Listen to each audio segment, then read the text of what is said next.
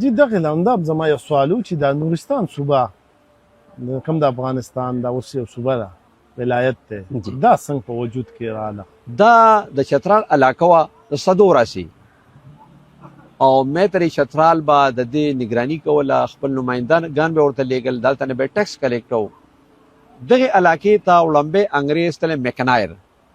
او د هغه ریسرچ پیپر چې دی دا په نیټ اویلیبل دی وزټ ټو کاپرستان بای میکنایر د دې نه علاوه یو بل انګریز افسر دی جارج رابرټسن هغه رالو میترې چترال سره میلاو شو دا زه د ډیورنډ معاهدې نه مخکې خبرې کوم جی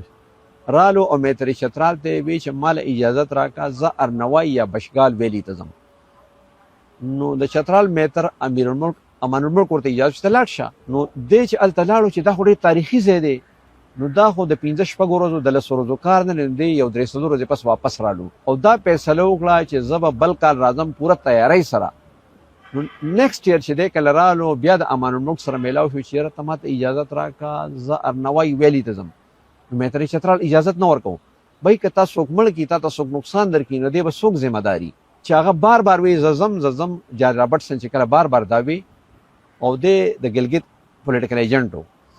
نو امان الملک ورته وی چې یاره ته مال انډرټیکینګ راګې حلفیه بیان براګې او که تا ته څه نقصان که تا ته څه نقصان سو ته به ذمه دارې زه به نه یم ذمه دار جی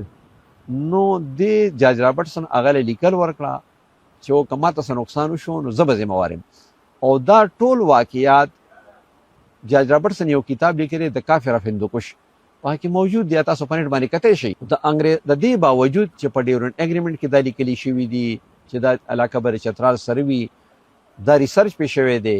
او د افغانستان فوجیان راغلو په 1895 کې دا علاقه ونیوه او میترې چترال بار بار انګریزانو ته وایي چې مال اجازت راکړئ زه خپل خلک ولېږم د دوی سره جګړه وکړو مقابله وکړو خپل علاقه ته ازاده کړو خو هغې اجازت نه ورکوو بیا د دغې علاقې نه ډېر خلک بار بار ډیلیګیشن راځي وفد راځي میترې چترال ته ریکویسټ کوي زموږ مدد وکړه صدو راسې موږ تاله اوشر درکړی زکات مو درکړی ټیکس مو درکړی دی نو ته زموږ مدد ولې نه کوې هلته هغه انګریزانو منې کړی نو دغه علاقه افغانستان ونیوه او د دې نه دا خلک د کافران دا یو شت کړه څوک یو علاقې ته څوک بل علاقې ته چې کله دا علاقه فتح شوه نو په کابل کې په هغه شپه باندې جشن وشو رڼاګانې وشوې چې موږ کافرستان قبضه کړو او بیا سموده پس یو 15 کاله پس د هغې نوم نورستان شو نو دا علاقه دا ظلم د چترال سره شوی دی د چترال علاقه هغې قبضه کړې ده مطلب پاکستان د افغانستان ځایونه نه دي نیولي افغانستان نیولي دي یاره هم لکه هغه وخت پاکستان نو جوړ جی او خو د ډیورنډ لاین معاهده دا خو روانه وه یا شوې وه د دې معاهدې یا د دې نه پس د موجوده پاکستان ډېرې علاقې افغانستان ته تللي دي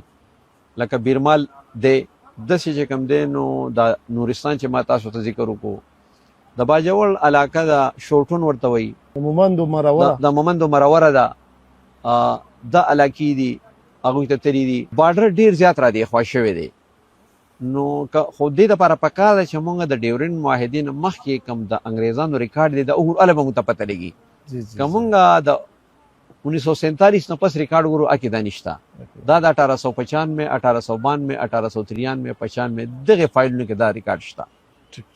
لالپور علاقه د مومند ورکړی شوې ده